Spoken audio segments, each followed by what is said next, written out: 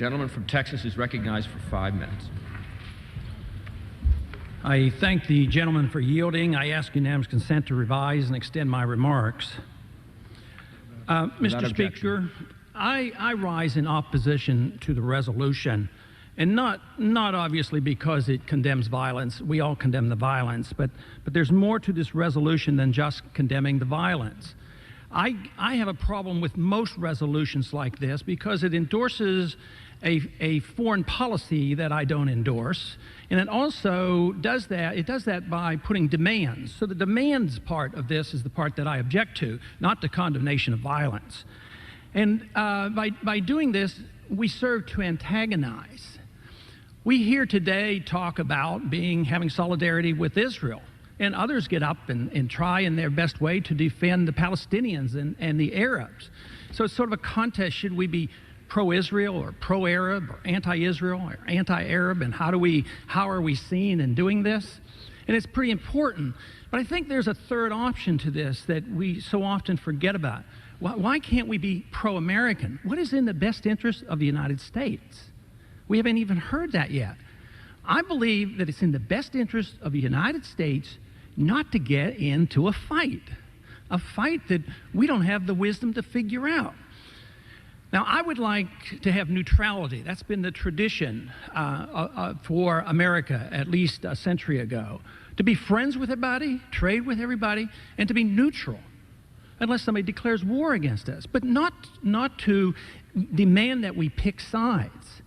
And yet, this is what we're doing. And I think our perceptions are so bad because it's not intended that we make the problem worse. Obviously, the authors of the resolution, they don't want to make the problem worse, but you have to realize perceptions are pretty important.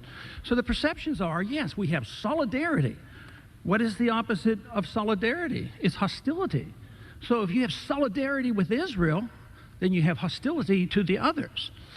Now, I have a proposal and a suggestion, which I think fits the American tradition, that we should treat both sides equally, but in a different way. Today, we treat both sides equally by giving both sides money and telling them what to do. Not $1 million here or there, not $100 million here or there, but tens of billions of dollars over decades, always trying to buy peace. And my argument is that it generally doesn't work, that there are unintended consequences. These things backfire. They come back to haunt us. So I think we should start off by defunding both sides. I'm just not for giving all this money, because every time there are civilians killed on the Israeli side or civilian killed on the Palestinian side, you can be assured that either our money was used directly or indirectly to do that killing. So we are, in a way, an accomplice on all this because we fund both sides. So I would argue to consider neutrality, to consider friendship with both sides, and not to pretend that we are all so wise that we know exactly with whom to have solidarity with. I think that's basically our problem.